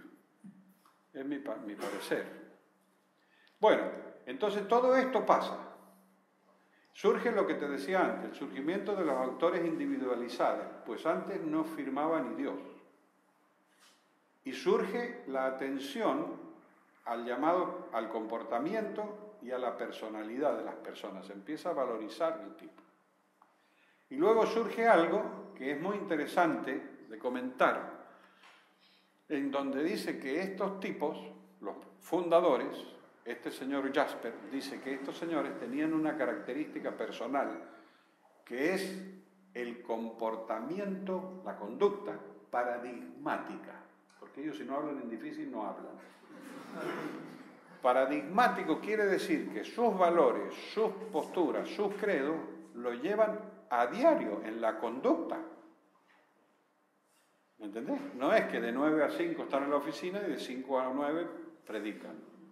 No, tipo el Buda sale al amanecer después de no sé qué, sale a caminar y empieza a decir el noble y alto y presendero, las 4 verdades, y se va al otro pueblo otra vez.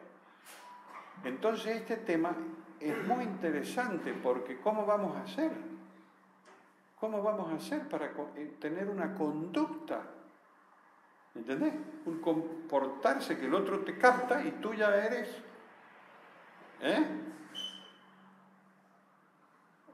humanismo del mundo, en nuestro caso, si uno quiere, claro.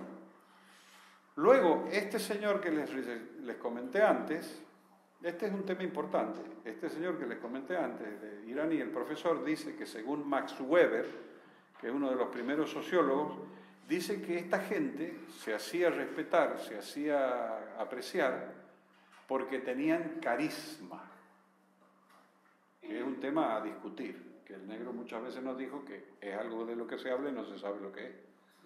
Pero bueno, tienen llegada a la gente. Pero acá viene la variante que opinan estos pensadores.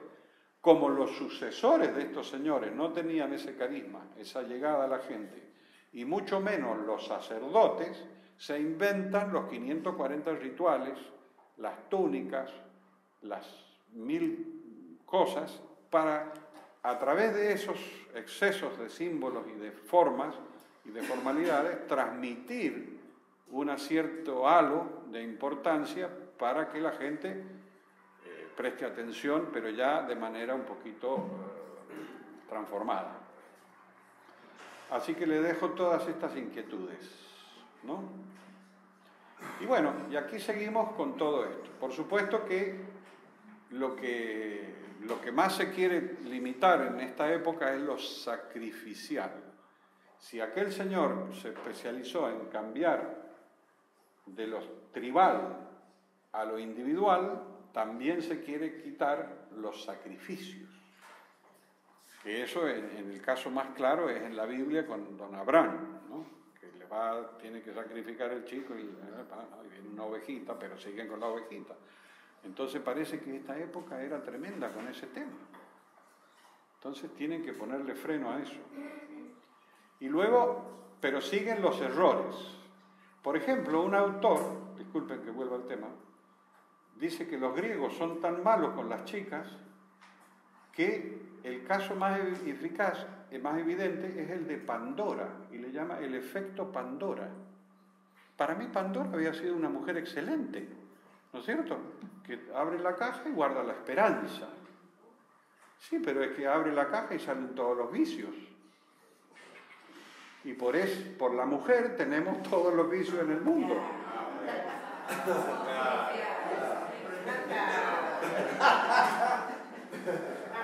Eso dicen ellos, que ese es un gran error de los griegos. Qué manera de ver las cosas, ¿no? Perdonen que moleste, pero es también cosas de esta época. Vienen estos desastres todos juntos, descubren la razón y tenemos estos problemas. Así que, claro, parecidísimo. Así que tenemos una cosa pendiente que solucionar entre todos. Y bueno, esto es más o menos lo que podemos nosotros hablar. Yo vuelvo aquí a considerar el tema, ¿cierto?, de que hemos hablado antes, de que me sigue pareciendo que este es un tema de que la gente entró en lo profundo, entró en contacto con la mente, y de ese diálogo salieron todas estas cosas lúcidas e interesantes, se llame Tao, se llame Yin Yang, se llame Ren.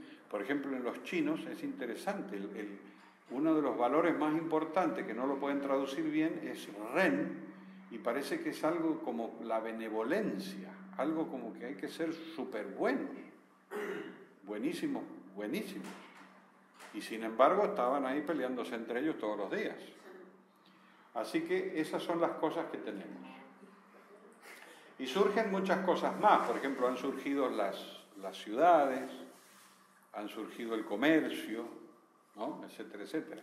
Por ejemplo, hay autores que explican que en esta época se produjo un cambio de poder, en donde estaban los sacerdotes, los reyes, las aristocracias y todos los demás, y de repente, ¡pum!, empiezan a aparecer los primeros comerciantes y los primeros artesanos. Y al punto que está documentado, esto es una noticia muy curiosa, que está documentado uno de los primeros artesanos que hace fortuna en la India. Porque este muchacho, que era muy listo, fabricaba cuestiones de cerámica o alfarería, no sé, porque si no no podían tener los líquidos, ¿no es cierto? Y se los pone en su barquito y sube el Ganges y los empieza a vender a todos los pueblos que estaban por ahí que no tenían esos avances. Curioso que esté eso documentado en alguna parte. Entonces este señor iba, hacía eso, volvía, bajaba y entonces iba teniendo un capital y hacía más vasijas y etcétera, etcétera. Pero ese es un indicador de que también en esta época, si bien van a surgir estos grandes fundadores, en realidad la sociedad ha producido un sacudón. Entonces ya no está la línea vertical clara de reyes, sacerdotes, aristocracias, y esto es así, ¿no? Se produjo un movimiento y entramos ahora con esto. Eso es lo que podemos comentar. Y bueno, eso es lo que les digo en la síntesis. Y para no hacerlos más largo y terminar esta parte,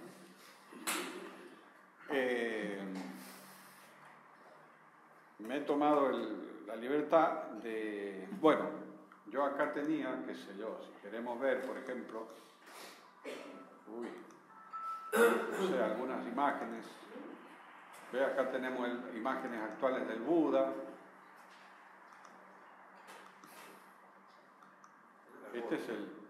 Este creo que es el de Japón, que es grandísimo, ¿no? En fin, qué sé yo, tenemos esta. Acá está Confucio, pobre señor, miren qué cara que tenía, tenía un sombrerito, y esto no, tenía unas ropitas un poquito elaboradas, ¿no? Este pobre muchacho se llevó mal con la señora, lo mismo que Aristóteles. Hay que ver cómo son esas consecuencias, ¿no? Otros no sé. Pero el caso, a mi juicio, por ejemplo, tenemos Heráclito. ¡Ah! Este no sé quién es. Eurípides dice. Este es uno de los pocos, este es Orfeo. Y dicen que es uno de los pocos que con ese asunto de amor a los animales y que les cantaba ¿no? Y el amor de las melodías, es uno de los pocos casos en Grecia de tipo pacífico, de buena gente. Los otros dioses eran un poquito complicados. Bueno, y aquí está todo esto. En fin, no sé si ustedes ven ahí lo que dice. Aquí hay otra cosa. Este no sé quién es. ¿Quién es? Tales de Mileto. ¿Quién? Tales de Mileto. Tales de Mileto. Este era un gran comerciante. Estos eran tipos completos. Y entonces resulta que como predijo un eclipse, el primer eclipse, le tenían todos un gran respeto. Entonces todos le compraban las aceitunas y el aceite a él. ¿Qué es eso? Abuso de autoridad. Y aquí está.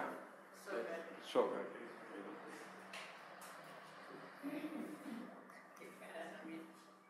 Es interesante el Sócrates, es interesante. No sé quién es. Platón. Aquí está, Platón. Pero me han comentado algo que no me ha gustado nada, porque ustedes han oído hablar de Demócrito, el de los átomos. Bueno, no fue muy anterior a medio coetáneo de esta gente. Y los autores que estudian estas cosas dicen, ¿cómo es que de Platón se tiene todo y de Aristóteles y de Demócrito no? Porque era política. Capaz que le rompieron todos los libros. ¿Eh? Lo protegía el ejército, o algo así era. En cambio el otro que no era, no. Así que mirá vos cómo son las cosas, en todos lados se cuecen habas. Y acá está Pitágoras, que por comer habas, no comía habas. ¿Saben la historia? Él huyó cuando lo vinieron a atacar y cuando se encontró que iba a cruzar un campo de habas, como estas son las cosas que te digo de las inspiraciones a medias. Un señor tan importante que desarrolla todo esto, de repente un campo de porotos, y no lo cruza porque él era supersticioso, y lo agarran y le dan con todo. Según dice la historia. Y otra vez. Aquí. Bueno, tenemos muchísima gente, ¿no? Pero lo extraordinario de estos griegos es que, tú fíjate, estos tipos desarrollan la y la filosofía, los vestigios de la democracia y el teatro.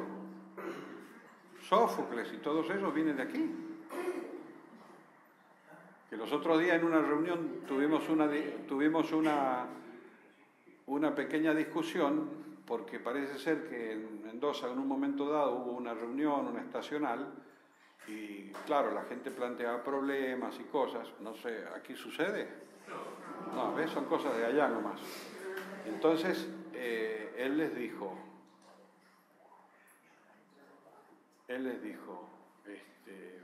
allí donde los hombres encuentran los caminos cerrados, un dios o un semidios siempre encuentra la salida.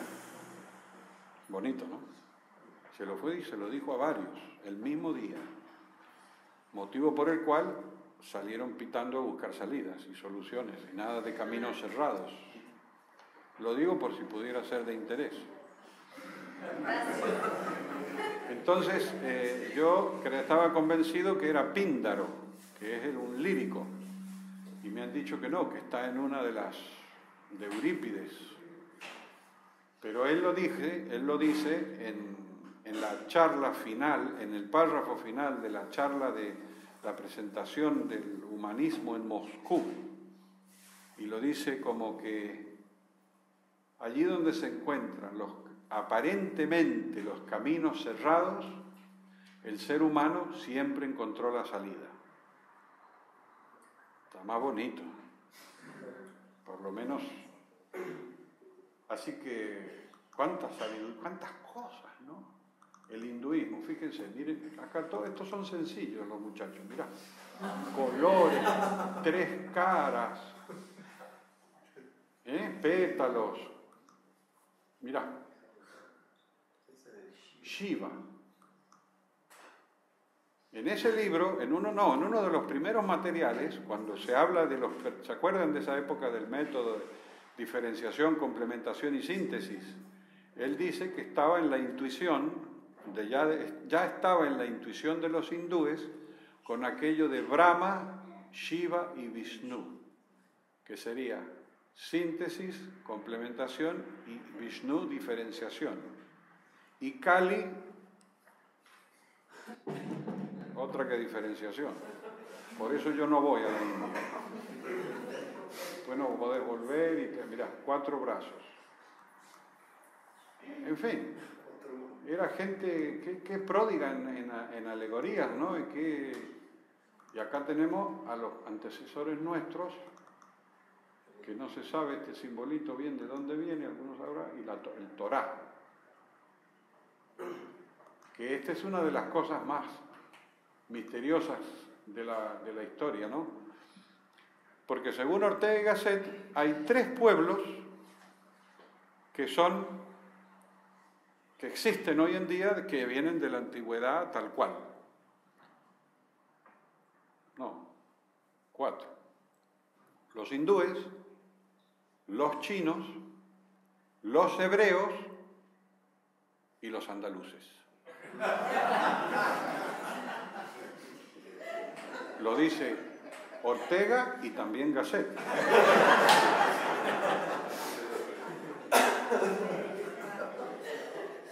Y te dicen esas cosas y vos te quedás estupefacto. Pero algo de eso hay, porque vos fíjate que los babilonios, los asirios, los de los rulitos, no quedó uno.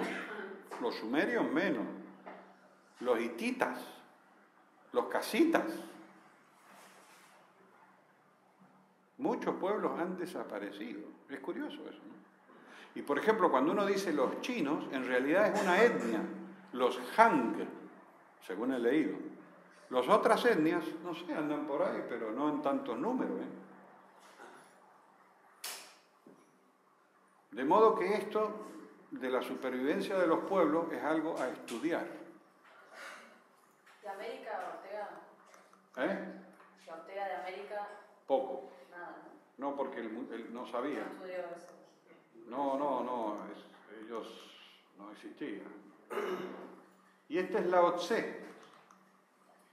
No, Ortega, conoces, lo único que dice en algún momento es que de los Andes va a surgir un ser importante de la unión de un titán con una criolla, no sé qué, no sé cuánto. Porque siempre de las zonas de montañas han surgido cosas importantes.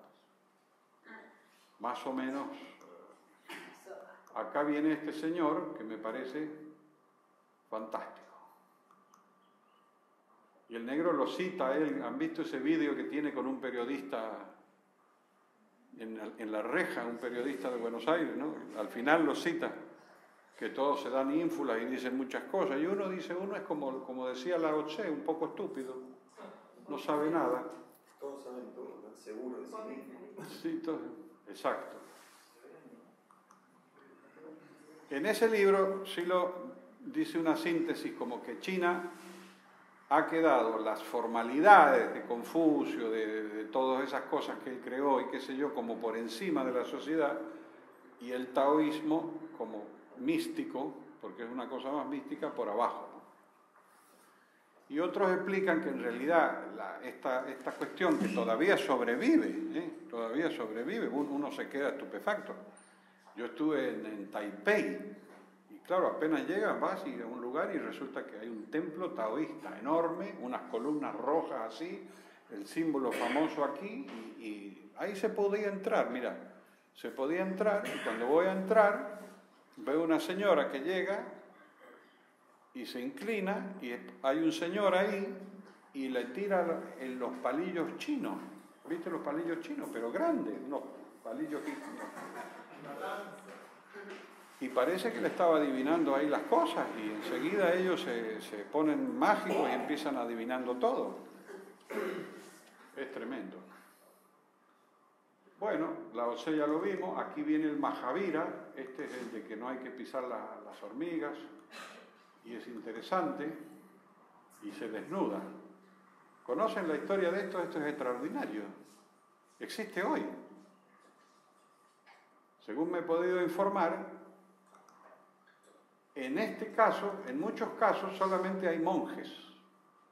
Otra vez. ¿Cómo vamos a hacer con este problema? Pero en el caso de los jainistas hay monjas. Mujeres que van y se presentan y las reciben, las visten de blanco y las rapan. ¿Por qué son tan primitivos? Porque tienen que quedar rapaditas, no afeitaditas. Y las mujeres hacen muchas obras de bien en esa sociedad. Y los varones se desnudan. ¿Por qué te dijo que no hay que llevar nada? Claro, allí con el calor que hace, a cualquiera. Pero la parte que considero interesantísima, o por lo menos a investigar, es que esta religión recibe a la gente que ha hecho ya su vida, hombres particularmente, de a los 60, 70 años, que han sido comerciantes, gente por lo normalmente exitosa, y se abandonan la vida mundana y se van a dedicar a la vida espiritual. Entonces se van a estos templos, se desnudan, no sé si para la foto se pusieron un taparrabo blanco, y ahí se quedan meditando. O sea que ellos saben que a cierta edad se van a dedicar a la vida interior. No sé, lo digo por si hay algún interesado. Podríamos conversar con... Bueno, aquí sostenemos lo mismo que explicamos antes del tema de lo profundo y aquello que me parece importante. Entonces ahora, para terminar, ¿cierto? Porque ya lo del Zaratustra lo vimos y esas fotitos más o menos hemos visto un poquito todo eso. Entonces yo les voy a participar de algunas frases solo de estos señores fantásticos. Una que he ido encontrando como el hilo que les decía ayer, esas cosas que te resuenan, ¿no? Las vas uniendo, y esto lo fui haciendo a través del tiempo. No son muchas, podrían haber, me imagino que habrán más. Entonces, Ortega y Gasset en un libro comenta que él comenzaba sus días diciéndose por las mañanas algo que leía en un versillo del Rig Veda.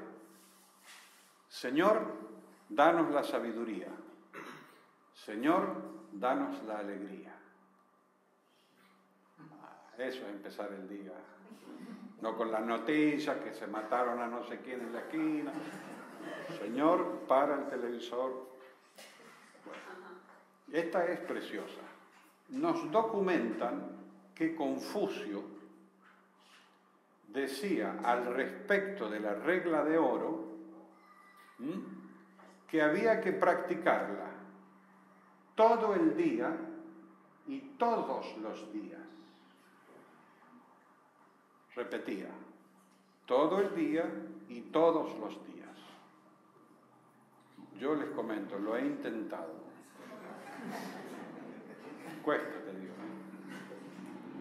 Pero si alguien se siente inclinado,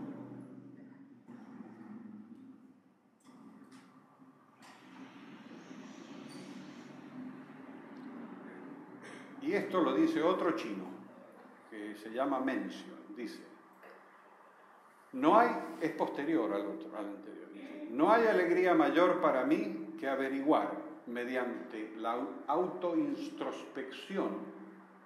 Pero claro, eso lo debe haber traducido un contemporáneo, no sé cómo decían eso en chino, pero bueno.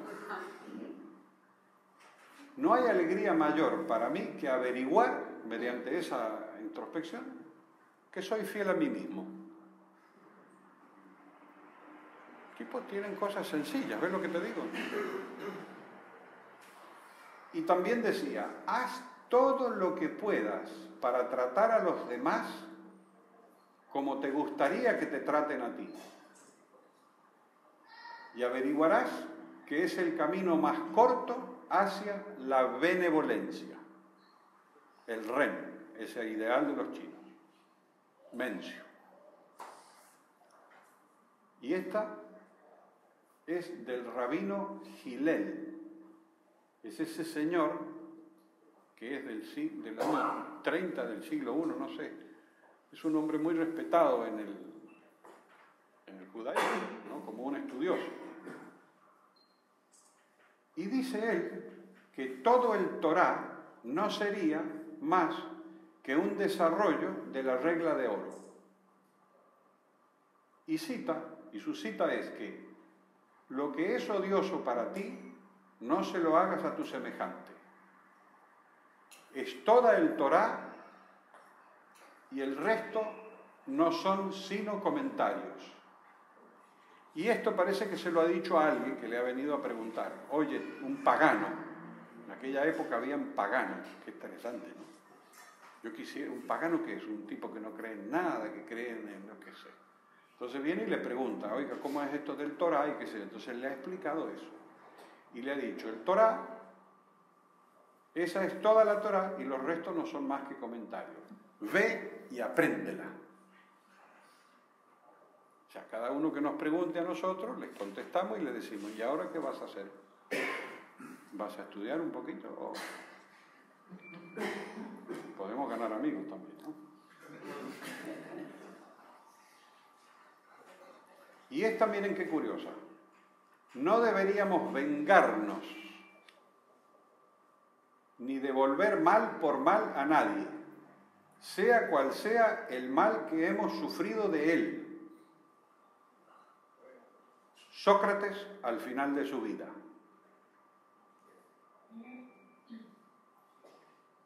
Uno no piensa así. Uno piensa que al final yo voy a ir y ver a cada uno. Escúchame, ¿por qué hiciste eso? Siendo yo... No se puede. No hay que vengarse ni devolver mal por mal a nadie. Creemos en una justicia muy punitiva. ¿Nosotros? Ah. Y esta es una perla. A ver qué les parece. Una corta historia sobre lo que enseña el Buda nos dice que una pareja de posición noble, muy compenetrados entre sí, se había acercado al Buda y a su comunidad en cierto momento y le comentan al Buda y le dicen: estamos en todo de acuerdo con tus enseñanzas, con tus nobles verdades del óctuple sendero y demás, pero respecto a la disolución del yo, que en esa lengua se dice anatta, preferiríamos conservar nuestros yoes.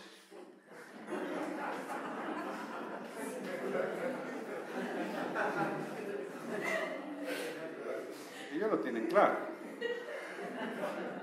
Y entonces el Buda le responde: bien, si prefieren conservar vuestros yoes, pueden hacerlo, pero tened en cuenta que no interfieran con los yoes de los demás.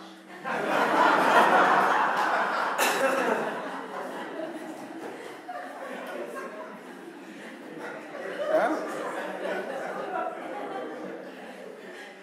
Magistral. Esta tiene un contexto, que lo comento, es de Heráclito, pero es tan breve y tan simple que llama la atención.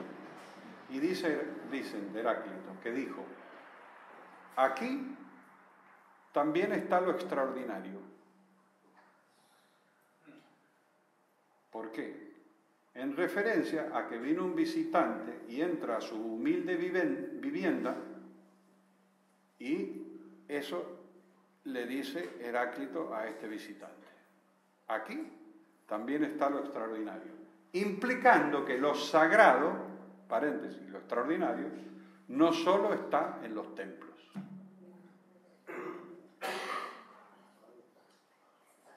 A mí me piace. Lao Tse decía, Lao Tse dedica 30 capítulos de su libro a la disciplina mística que transformaría la vida interior. O sea que él ha escrito algo para transformar la vida interior y de eso hay 30 capítulos. Le daba cierta importancia. Y ahora vamos a citar algo de lo nuestro. Una cosa que encontré los otros días, están hablando del tema de la fuerza, de las imágenes, ¿no? Y hay una recomendación que él da de cargar imágenes positivas para el pedido y para el agradecimiento. Y que esas imágenes positivas tienen que ser contrarrestar bastante la situación de la que estamos pidiendo. ¿No es cierto? Enfermedad, pedimos salud, o sea que, pero lo que destaca ahí es las imágenes, cómo con las imágenes bien buenas, cargadas, vamos a manejar la energía del interior. Y dice, la liberación y el manejo de la energía psicofísica es una de las cúspides del trabajo interno. Ahí queda eso. Y lo último que he puesto dice, Silo, entre otras cosas, nos decía, este es un trabajo que tiene que ver con uno mismo, pero sobre todo con los demás. Hay pues que querer a la gente, de otro modo no es posible hacerlo. Y los dejo con todas estas páginas.